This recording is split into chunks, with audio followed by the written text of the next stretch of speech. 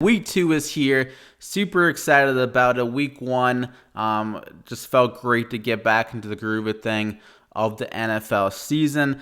We got a ton of different information to really pull out of Week 1 and kind of separate the noise from the more kind of sticky stats to look at. And in my first look article, I kind of highlighted everyone that I'm looking at right away, just not taking like a super in-depth look at it, but kind of just surface level, good research to kind of consider going into the week to kind of have your mind going right away. So I'm going to kind of go through a little bit of a preview of what I'm looking at so far in the Week 2 slate.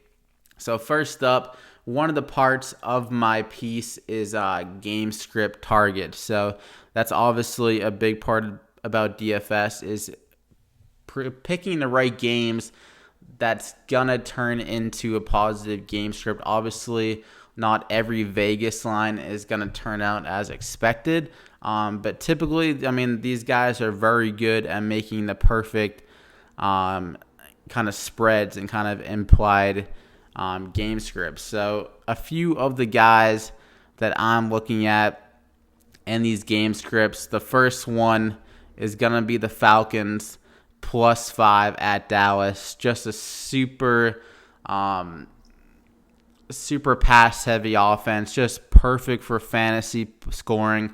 They run at a super fast pace, top 5 last year in pace of play, top 5 in neutral game script passing attempts. This is the highest implied point total on the slate, 52.5 points. And it's just a very stackable game, if that makes sense. Obviously, if you're considering ownership, it could be a potential game to fade.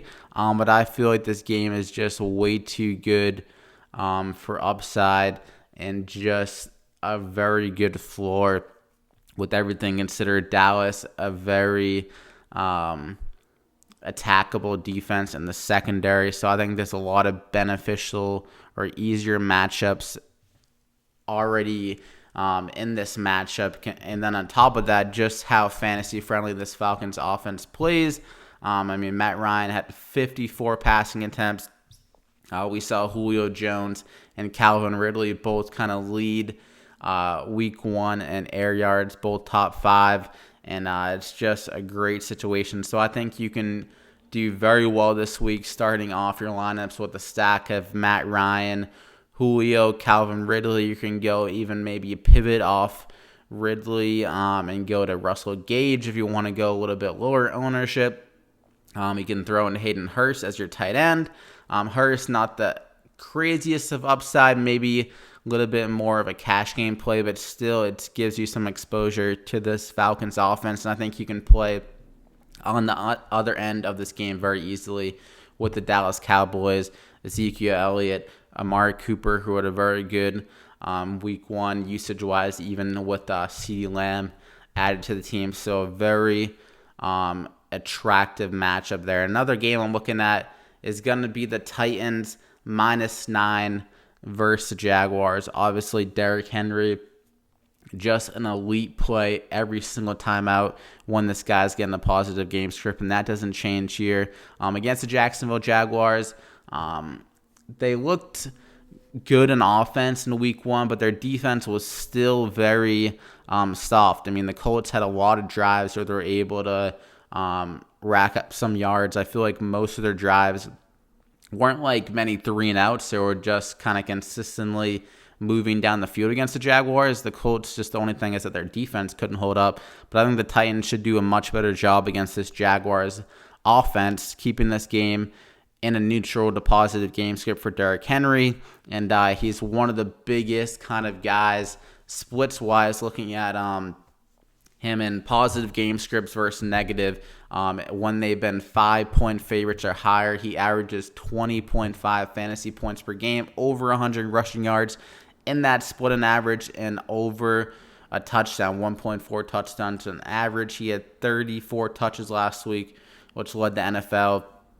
And this is even a softer matchup than last week. So definitely a guy to have some exposure to, as I think that he can go over 30 fantasy points in this matchup if that game script does come to fruition. And then the last thing I'm going to talk about here is the Chiefs -8 versus the Chargers. I think this game could be targeted on both kind of ends of things. You got Clyde Edwards-Helaire, who had a very promising debut, looked extremely good, just avoiding a lot of tackles, looked elusive. There was kind of a question mark if his, obviously we saw how elite of a player he was in college, but sometimes running backs, they're translating over to NFL. They don't have that same ability to kind of make guys miss, but that wasn't really the case in week one. He was just seemed very mature in the game, like he belonged there, like he's been playing in a few years. So I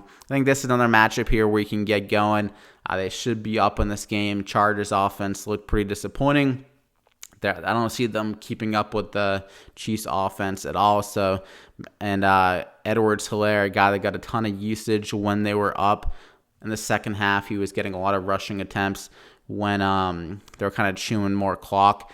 And this is a matchup where I think the opportunity is way too good. I mean, the guy got 10 red zone carries week one, which is insane stuff. His expected fantasy points, one of the tops in week one. So I think he's a very good guy to target that upside with him. And then you can go on the other side of the ball. Keenan Allen, not extremely attractive.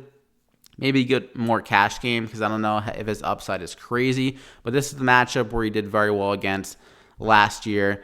Had a touchdown in both games against them, and he was extremely efficient. I believe he had a 78% catch rate in the 2 games against them. So that's kind of a preview of my article, just looking at the game script targets. And then obviously we have all the other great DFS articles up on the site for week 2.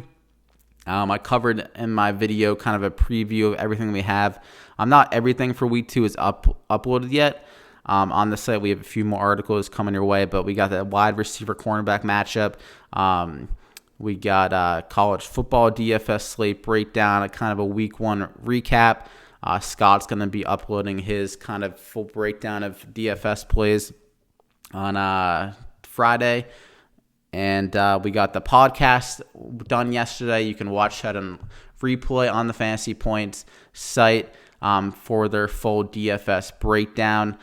He uploaded an article for expected fantasy points, which is a very good metric to use if you're looking to target DFS guys maybe who underperformed or overperformed. So you can kind of figure out guys that kind of buy low or maybe even fade if they overperformed their expected fantasy points.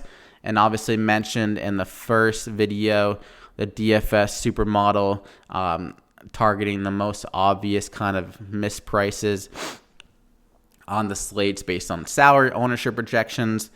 So a lot of crazy good stuff here for you to look at. Red zone stats, points allowed based on the matchups weekly. So definitely come over and check us out on the website, fantasypoints.com. If you're not over here, you're missing out on some great content. I mean, just come over and check out the site. You can see everything we have here and give us a chance. So hope you guys enjoyed the video.